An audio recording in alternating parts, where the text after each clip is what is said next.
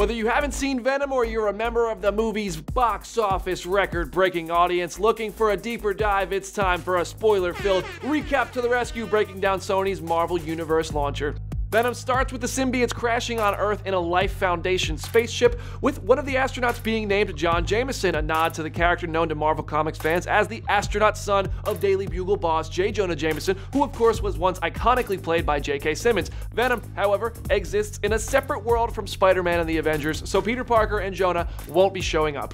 Long story short, Eddie Brock is an investigative journalist. When he digs too deep into Dr. Carlton Drake's dark past during their interview, he is fired from his job and dumped by his fiancée. When he's looking for a new gig, the movie offers up another Easter egg as he texts Barney Bushkin, his former employer at the Daily Globe, a Daily Bugle rival. The Daily Globe is the New York company he left in the Marvel Comics story Lethal Protector before he moved to San Francisco, having been disgraced for an inaccurate report. Those details are also hinted at when he has dinner with his fiancée. But we don't want to repeat of the Daily Globe incident. Ow, really? Eddie meets Venom, they become BFFs, and Tom Hardy has to have some schizo conversations with a voice based on some popular rappers. Venom for me started off as being Method Man. Man, I'm a Method Man. Redman. Baddest man out the bunch. Busta Rhymes. Busta Rhymes up in the place. James Brown. I feel good. That kind of sound, do you know what I mean? And then it's been synth and morphed and moved around to depend on where he's at in what part of the story and stuff. I am Venom.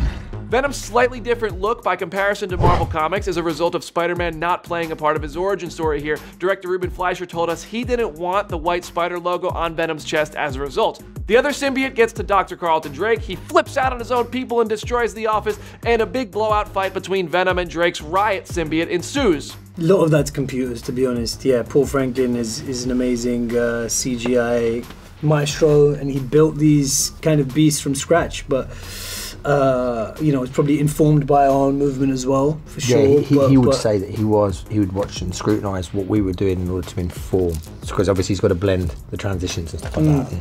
And certainly with the voice, inform certain movements of obviously the mouth and physicality, but ultimately he's the maestro, like you say, behind creating the symbiotes in their full form. Along the way, Anne Wayne got to experience the symbiote too, becoming She-Venom just like she did in Marvel Comics, only she liked it a lot more in the movie than she did on the pages. She-Venom, man, that is so cool.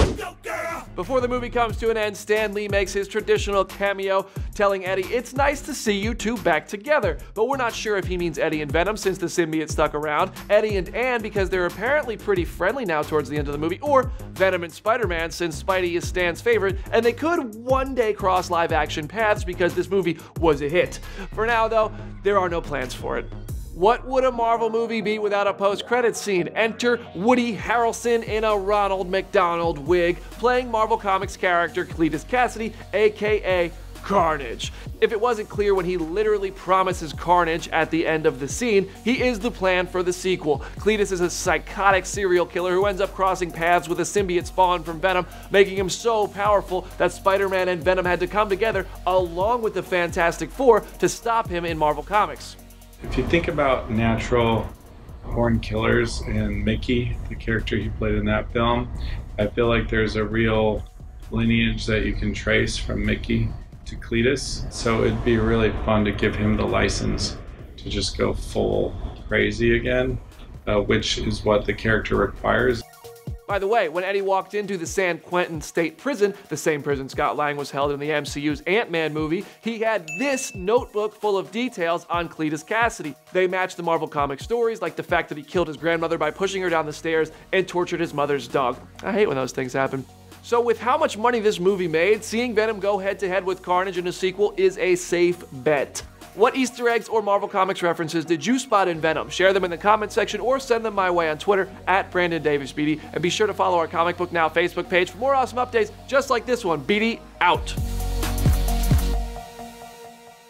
Listen, Venom's naked. Not everyone's that comfortable with their body. Do you know what I mean? A lot of people, What's they're not not as heroic muscular. about that?